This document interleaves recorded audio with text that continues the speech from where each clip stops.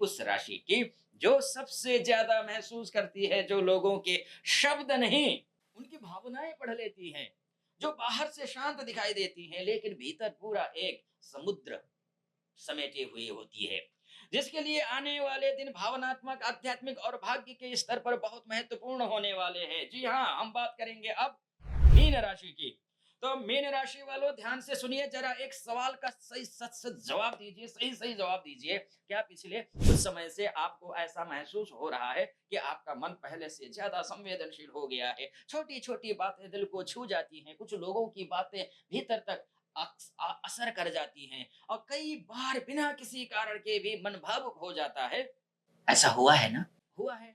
निश्चित रूप से अगर हुआ है तो घबराइए मत, क्योंकि यह कमजोरी नहीं है मीन राशि, यह आपकी प्रकृति है।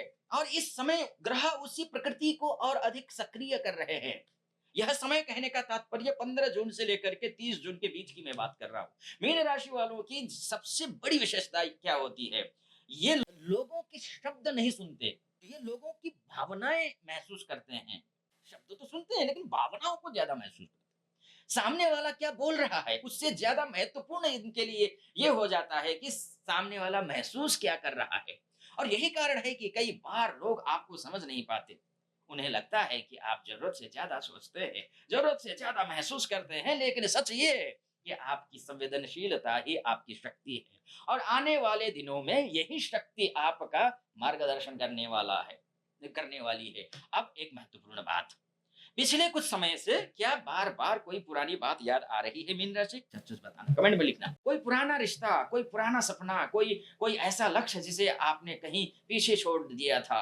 अगर ऐसा हो रहा है तो यह भी एक संकेत है, क्योंकि ग्रह आपको याद दिला रहे हैं कि अभी आपकी कहानी खत्म नहीं हुई है, अभी बहुत कुछ बाकी है। और मुझे लगता है कई कई मीन राशि वालों के जीवन में आने वाले दिनों में कोई नया अध्याय शुरू हो सकता है। अब करियर की बात कर लेते हैं, मीन राशि आपकी करियर कैसा रहे। और यहाँ मुझे बहुत सुंदर योग दिखाई दे रहा है। गुरु और शुक्र दोनों आपकी रचनात्मकता को सक्रिय कर रहे हैं, इसलिए टीचिंग हो, राइटिंग हो, काउंसलिंग हो, हीलिंग हो, स्पिरिचुअल वर्क हो, आर्ट हो, म्यूजिक हो, कंटेंट क्रिएशन हो, एजुकेशन और क्रिएटिव फील्ड से जुड़े लोगों को विशेष लाभ मिल सकता है।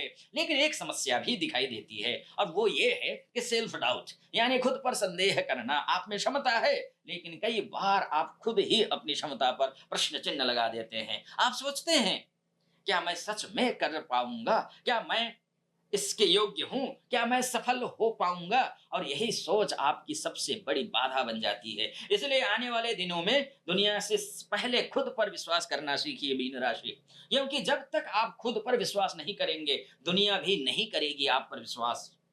अब फाइनेंशियल साइड देख लेते हैं, आपका क्या कुछ होने वाला है। और यहाँ स्थिति धीरे धीरे बेहतर होती दिखाई दे रही है मुझे। अचानक धन वर्षा जैसा कुछ नहीं बोलूंगा मैं ऐसा, लेकिन हाँ, सुधार जरूर दिखाई दे रही है। कोई रुका हुआ पैसा मिल सकता है, कोई पुराना भुगतान वापस आ सकता है, या कोई ऐसा अवसर अब मिल सकता है जो भविष्य में अच्छी आय का स्रोत बन जाए। लेकिन एक बात का ध्यान रखिए, भावनाओं में आकर फाइनेंशियल डिसीजंस मत लीजिए। क्योंकि मीन राशि वालों की सबसे बड़ी समस्या तो यही होती है ना, कि वो कई बार दिमाग पर भारी पड़ जाता है, उनका दिल दिमाग पर भारी। और पैसा हमेशा भावनाओं से नहीं, विवेक से संभलता है, ध्यान रखिएगा। अब रिलेशनशिप की बात करते हैं तो यहाँ मुझे सबसे ज्यादा सकारात्मक संकेत दिखाई देते हैं। अगर आप रिलेशनशिप में हैं तो इमोशनल बॉन्ड मजबूत हो सकता है, बहुत अच्छी बात है ये। पार्टनर के साथ समझ बढ़ सकती है, पुरानी गलतफहमियां दूर हो सकती हैं, और कई लोग पहली बार खुलकर अपने दिल की बात कह सकते हैं। लेकिन अगर आप सिंगल हैं तो आने वाले दिनों में किसी ऐसे व्यक्ति से मुलाकात हो सकती है जो आपको भीतर से प्रभावित करे। सिर्फ आकर्षण नहीं, बल्कि कनेक्शन महसूस हो। लेकिन एक सलाह भी आपके लिए, कल्पनाओं में मत खो जाइए, सामने वाले को समझिए, समय दीजिए, और फिर निर्णय लीजिए। अब परिवार की बात कर लेते हैं, क्या कुछ होने वाला है। घर में किसी महिला सदस्य की भूमिका महत्वपूर्ण दिखाई दे रही है मुझे। माता हो, बहन हो, पत्नी हो, या फिर परिवार की कोई और वरिष्ठ महिला हो, उनकी बातों को हल्के में मत लीजिए, क्योंकि इस समय उनके माध्यम से भी आपको महत्वपूर्ण मार्गदर्शन मिल सकता है। अब स्टूडेंट्स की बात कर लेते हैं। मीन राशि के विद्यार्थियों, आपकी क्षमता बहुत अच्छी है, लेकिन फोकस टूट जाता है। कभी मोटिवेशन कम हो जाता है, कभी मूड बदल जाता है और कभी मन कहीं और चला जाता है। इसलिए इस समय रूटीन सबसे महत्वपूर्ण है, मोटिवेशन नहीं, रूटीन। क्योंकि मोटिवेशन रोज नहीं आता, लेकिन रूटीन रोज काम करता है। अब सूर्य की बात कर लेते हैं। सूर्य इस समय आपको यह समझा रहे हैं कि सपनों को सिर्फ महसूस मत कीजिए, उन्हें जीना भी शुरू कीजिए, क्योंकि सपना तभी सच होता है जब उसके लिए एक्शन लिया जाए। और यही आने वाले समय का सबसे बड़ा संदेश है।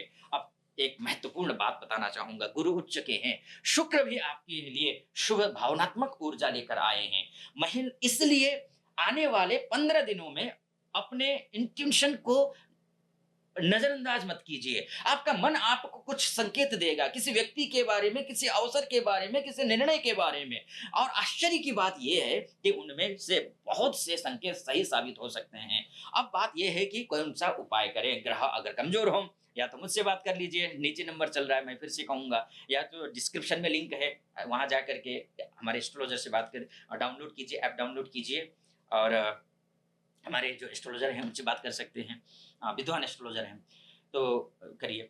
अगर उपाय करना ये दोनों नहीं कर सकते, उपाय करिए। क्या करेंगे उपाय? गुरुवार के दिन भगवान विष्णु की पूजा कीजिए, पीले पुष्प अर्पित कीजिए, ओम नमो भगवते वासुदेवाय इस मंत्र का जाप कीजिए। यदि संभव हो तो किसी जरूरतमंद को भोजन कराइए। यह उपाय आपके भाग्य और मानसिक शांति दोनों को मजबूत करेगा।